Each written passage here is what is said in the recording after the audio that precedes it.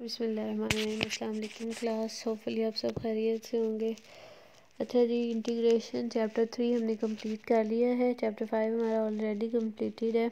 तो अब जो है वो हम वेक्टर्स चैप्टर 7 जो है वो स्टार्ट करने जा रहे हैं। फिज़िक्स वाले स्टूडेंट्स वेक्टर्स एंड स्केलर्स से पहले भी फैमिलियर हैं, लेकिन चले हम इसको थोड़ा सा जो है रिवाइज कर लेते हैं। वेक्टर हमारे पास क्या होती है in physics, mathematics and engineering. Simple अगर हम कहें वेक्टर क्या है, लाइक दिस, ठीक है। अब ये क्या है, तो ये वेक्टर है। कैसे वेक्टर है, जब हम इसको एक स्पेसिफिक नेम, एक स्पेसिफिक डायरेक्शन दे देंगे तो ये क्या बन जाएगा, वेक्टर। लाइक मैं आपसे कहती हूँ कि ये एक बॉडी है जिसे मैं डिस्प्लेस करना चाहती हूँ इस पॉइंट से लेकर इस पॉइंट तक। ये 2 पॉइंट्स हैं मेरे पास, ठीक है। तो मैं क्या करूँगी, इस बॉडी पे फोर्स लगाऊंगी, ठीक है, इसे आगे की तरफ पुश करने के लिए, ठीक है। तो अब यहाँ पे फोर्स की कुछ मिकदार होगी जो इसके मास के अकॉर्डिंग अप्लाई होगी। तो अब मैंने क्या किया है, एक फ़ोर्स लगाई है कुछ स्पेसिफ़िक अमाउंट, कुछ स्पेसिफ़िक मिकदार में, एक स्पेसिफ़िक डायरेक्शन में रहते हुए। तो ये मेरे पास क्या बन गया है, एक वेक्टर, ठीक है। इसको हम आसान लफ्ज़ों में क्या कह सकते हैं, वेक्टर क्वांटिटी। और simply a vector is one that possesses both magnitude and direction. कि एक ऐसी क्वांटिटी जो कि मैग्नीट्यूड और डायरेक्शन दोनों रखती हो, वो क्या कहलाती है, वेक्टर।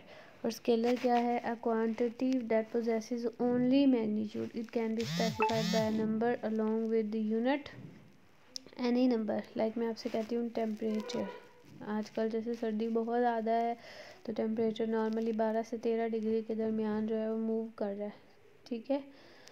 तो या 16 डिग्री है, तो ये हमारे पास क्या है, एक क्वांटिटी है। लाइक मैं आपसे कहती हूँ 5 लीटर मिल्क, तो ये एक क्वांटिटी है। अब इसकी कोई डायरेक्शन नहीं है, तो इसको हम बोलते हैं स्केलर क्वांटिटी। तो इन दोनों का आपने फ़र्क जो है वो याद रखना है।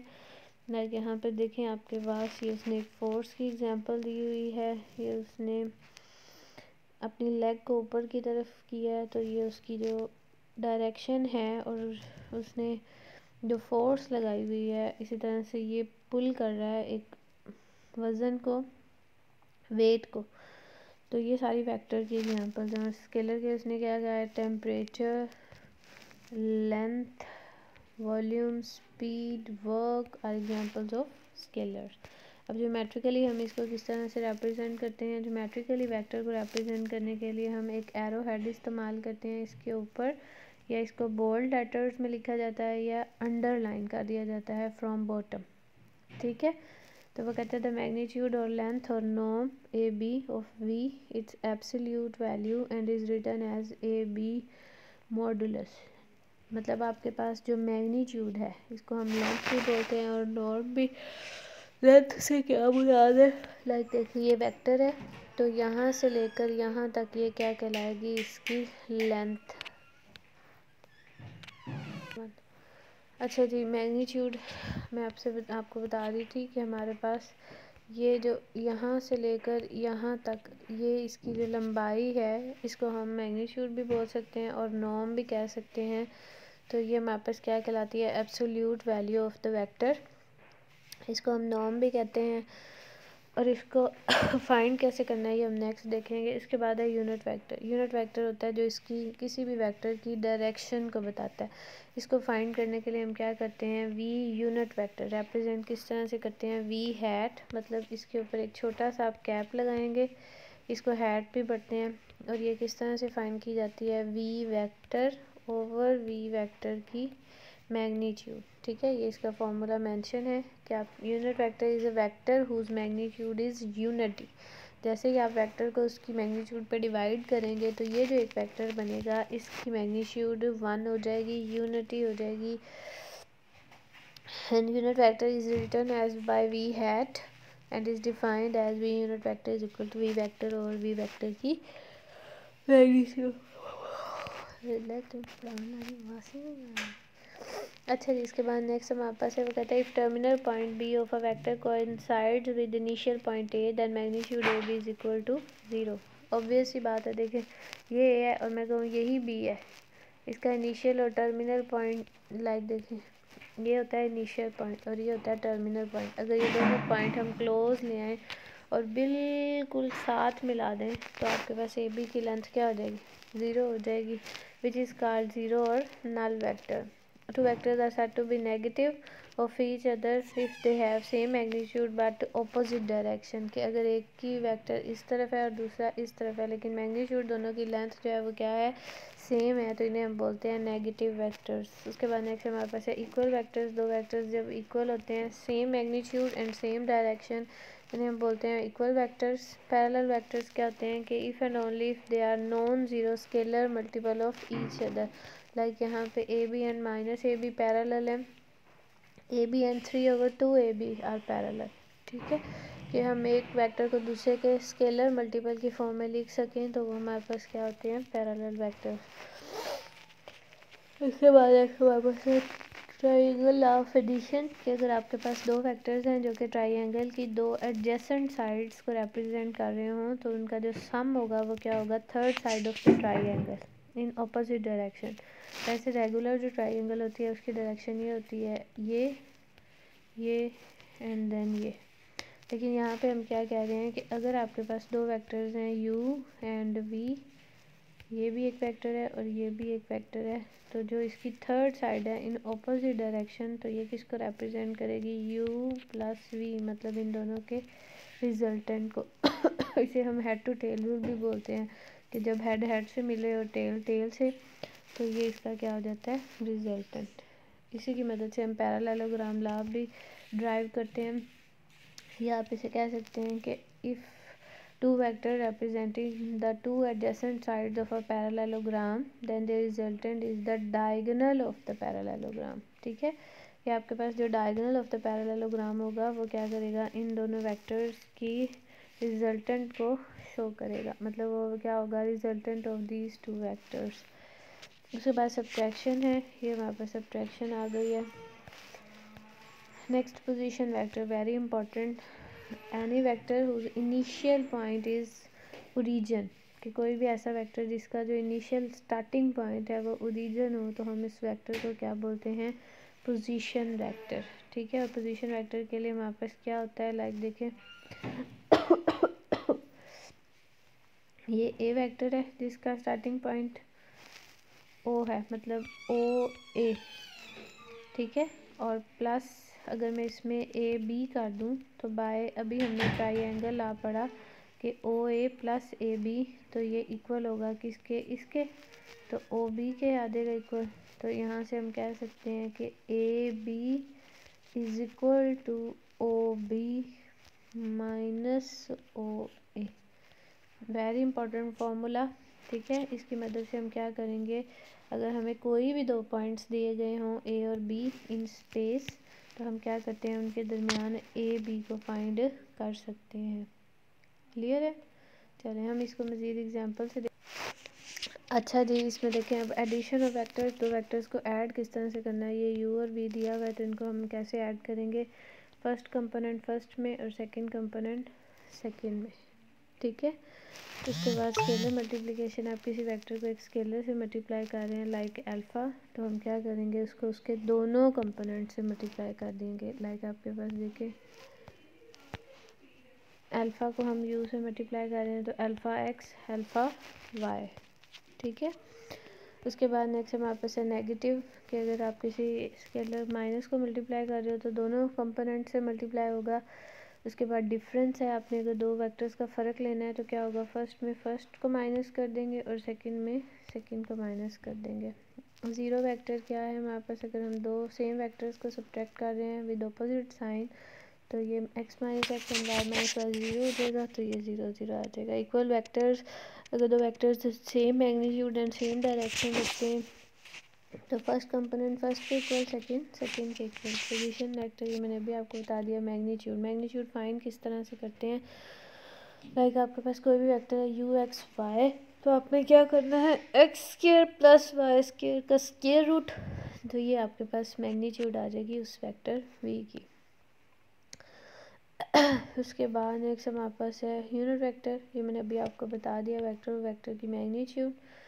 अच्छा जी, इसके बाद नेक्स्ट आपके पास एग्जांपल नंबर 2 और 3। अब देखिए इसमें उसने कहा यूनिट वेक्टर फाइंड करें, तो इससे आपको थोड़ा सा आइडिया हो जाएगा। सबसे पहले देखिए बेटा, ये आपको वेक्टर दिया गया जिसके कंपोनेंट है 3 और 4। अब यूनिट वेक्टर का फॉर्मूला क्या है, v/v की मैग्नीट्यूड। अब हमें सबसे पहले चाहिए इसकी मैग्नीट्यूड, तो इसकी मैग्नीट्यूड फाइंड करने के लिए क्या करेंगे, 3 स्क्वायर प्लस माइनस 4 स्क्वायर, तो ये 5 आ जाएगा। अब आपने क्या करना है, इसको डिवाइड कर देना है, तो ये v वेक्टर और ये v वेक्टर की मैग्नीट्यूड डिवाइड कर दिया है, तो ये आपके पास क्या आ गया है, यूनिट वेक्टर। अब नेक्स्ट उसने वेरिफिकेशन किया है, इसकी मैग्नीट्यूड लेकर चेक किया है, ये 1 आ गया, लिहाजा ये यूनिट वेक्टर है। क्लियर है, बात समझ आइए। चले इसके बाद नेक्स्ट एग्जांपल नंबर 3 है, वो कहता है find the unit vector in the direction of the vector. तो आपने क्या किया, सबसे पहले ये वेक्टर दिया गया है, इसकी मैग्नीट्यूड ले ली, 2 का स्क्वायर प्लस 6 का स्क्वायर, तो 40 का अंडर रूट आ गया। अब हमने कहा है a unit vector in the direction of v is equal to क्या आ जाएगा, v वेक्टर और v वेक्टर की मैग्नीट्यूड। तो v वेक्टर पुट कर दिया 2i plus 6j over square root of 40, तो 40 आपको पता है 4 सेपरेट हो जाएगा, 40 है ना, इसको हम इस तरह से लिख सकते हैं 4 मल्टीप्लाई बाय 10, तो 2 स्क्वायर रूट ऑफ 10, तो यहाँ से 2 से कटेगा तो 1 ओवर स्क्वायर रूट ऑफ 10 ये आ गया, और ये आ जाएगा 3 ओवर स्क्वायर रूट ऑफ 10। इस तरह सेकंड पार्ट में भी हमारे पास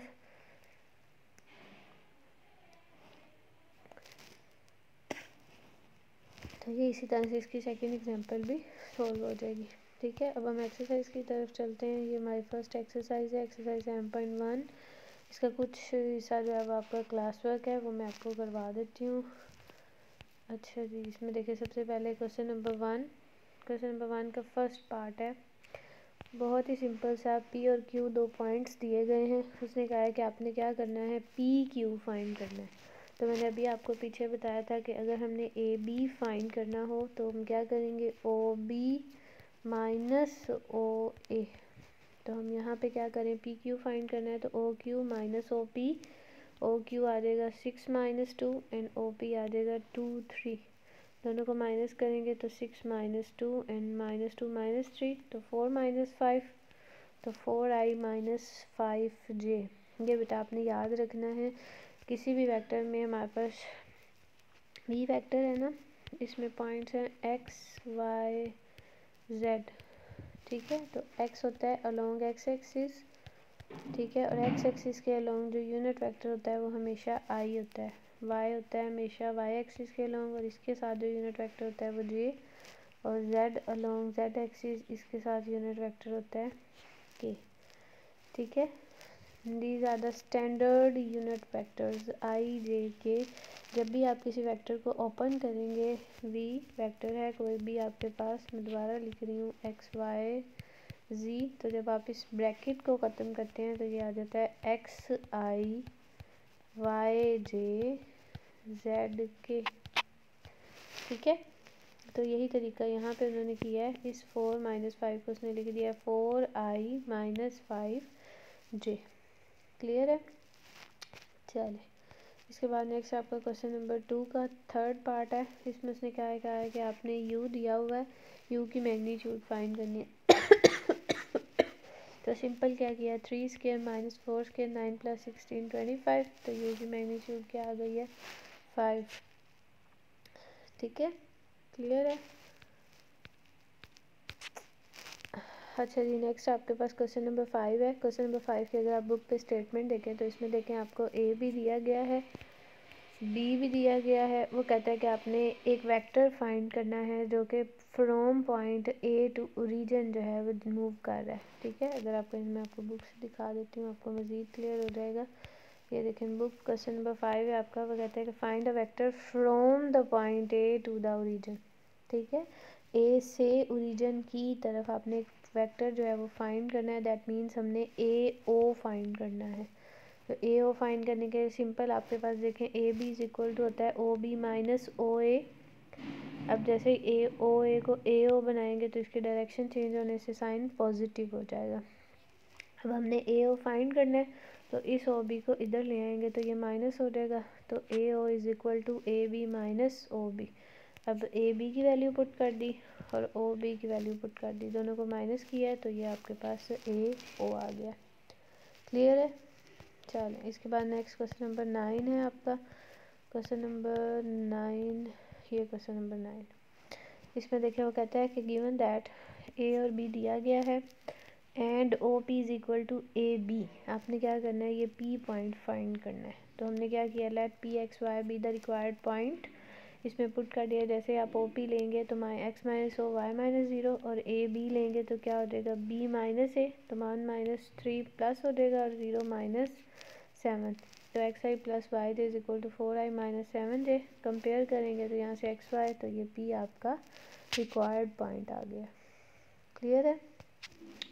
अच्छा जी, इसके बाद नेक्स्ट में है क्वेश्चन नंबर 11 है। अच्छा जी, क्वेश्चन नंबर 6 का थर्ड पार्ट हमारा रह गया था। इसमें वी दिया गया है और आपने वी का यूनिट वेक्टर फाइंड करना है। तो देखिए ये वी है, सबसे पहले हमने क्या किया, इसकी मैग्नीट्यूड ली x square plus Y square, तो ये 1 आ गया। अब हम इसका यूनिट वेक्टर बनाएंगे तो वी वेक्टर और वेक्टर की मैग्नीट्यूड, तो ये इसको डिवाइड कर दिया तो ये आपका आंसर आ गया। ठीक है, आज काफ़ी काम हो गया हमारा। सबसे पहले आपने वेक्टर्स और स्केलर्स का डिफरेंस, फिर उसके बाद addition, subtraction, position vector, multiplication, triangle law, parallelogram law, ठीक है, and zero vector, equal vectors, इन सारे वेक्टर्स के बारे में पढ़ा। और उसके बाद हमने 2 एग्जांपल्स देखी हैं, how to find the unit vector. ठीक है, अब क्वेश्चंस में आपने सबसे पहले देखा है कि पी क्यू 2 पॉइंट्स दिए गए हों तो पी क्यू पोजीशन वेक्टर किस तरह से फाइंड किया जाएगा। उसके बाद नेक्स्ट अगर वेक्टर दिया हो तो उसका यूनिट वेक्टर, उसकी मैग्नीट्यूड कैसे फाइंड करते हैं। और लास्ट हमने देखा है कि अगर आपके पास O P is equal to A B हो तो आप पी पॉइंट किस तरह से फाइंड करेंगे। ठीक है, ओके जी, इसको अच्छे से तैयार करें, अपना बहुत सारा ख्याल रखें। नेक्स्ट इंशाल्लाह हम 7.2 करेंगे। ओके जी, अल्लाह हाफिज़।